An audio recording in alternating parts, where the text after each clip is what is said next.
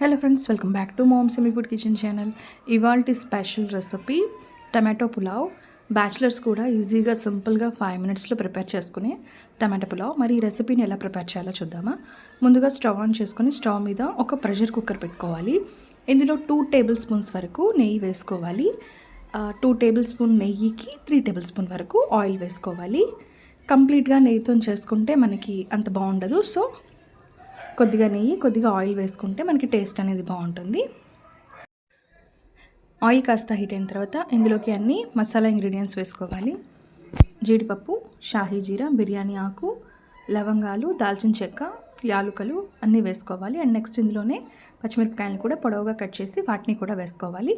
And next ఇందులోనే ఒక పెద్ద ఉల్లిపాయని పొడవుగా కట్ చేసి ముక్కల్లాగా వాటిని కూడా వేసేసుకోవాలి.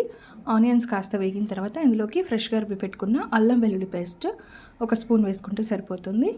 ఇది పచ్చివాసన పోయేంత వరకు కాస్త ఫ్రై చేసుకోవాలి. అండ్ నెక్స్ట్ ఇందులోనే 4 పెద్ద టమాటాలను తీసుకొని ముక్కలాగా కట్ చేసి టమాటా ముక్కలు కూడా ఇందులో వేసేసుకోవాలి.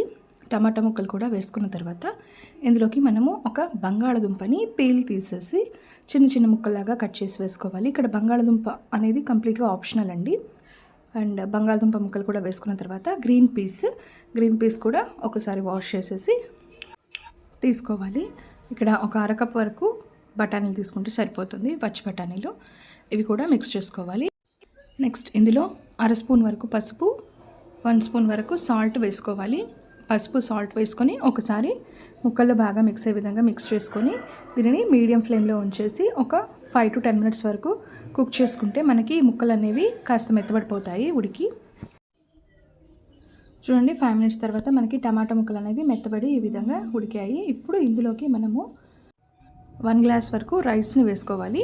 ఈ రైస్ని 3 టైమ్స్ వాష్ చేసేసి శుభ్రంగా రెడీగా పెట్టుకోవాలి. ఇక్కడ నేను నార్మల్ రైస్తోనే ప్రిపేర్ చేస్తున్నాను. ఇక్కడ నార్మల్ రైస్ బదులు మీరు బాస్మతి రైస్తో కూడా ప్రిపేర్ చేసుకోవచ్చు. ఈ రైస్ కూడా వేసేసి ఒకసారి టమాటా ముక్కల్లో రైస్ మొత్తం మిక్స్ అయ్యే విధంగా మిక్స్ చేసుకోవాలి. ఇలా మిక్స్ చేసుకున్న తర్వాత 1 గ్లాస్ రైస్కి 2 గ్లాసెస్ వరకు ఎసరుని యాడ్ చేసుకోవాలి. వాటర్ యాడ్ చేసుకున్న తర్వాత ఒకసారి రైస్లో బాగా మిక్స్ అయ్యే విధంగా మిక్స్ చేసుకోవాలి. ఇలా మిక్స్ చేసుకున్న తర్వాత ఇందులోకి 1 స్పూన్ వరకు కారం అండ్ 1 స్పూన్ వరకు మనకి గరం మసాలా పౌడర్ని వేసుకోవాలి. అండ్ టేస్ట్కి సరిపడా సాల్ట్ని కూడా వేసేసి ఒకసారి మిక్స్ చేసుకోవాలి. ఇలా మిక్స్ చేసుకున్న వాటర్లో ఫైనల్గా అరకట్ట వరకు కొత్తిమీరని సన్నగా కట్ చేసి కొత్తిమీర ఆకును కూడా వేసుకోవాలి. కొత్తిమీర ఆకు కూడా వేసుకున్న తర్వాత ఒకసారి మిక్స్ చేసుకోవాలి.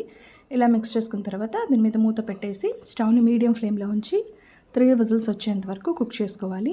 3 విజిల్స్ వచ్చిన తర్వాత స్టవ్ని ఆఫ్ చేసేసి ప్రెషర్ అంతా కంప్లీట్గా పోయేంత వరకు కుక్కర్ని ఒక 15 మినిట్స్ వరకు వదిలేసేయాలి. 15 మినిట్స్ తర్వాత మనకి మూత తీసి చూస్తే మనకి ఎంతో యమ్మీగా ఉండే టమాటో పులావ్ అనేది రెడీ అయిపోతుంది.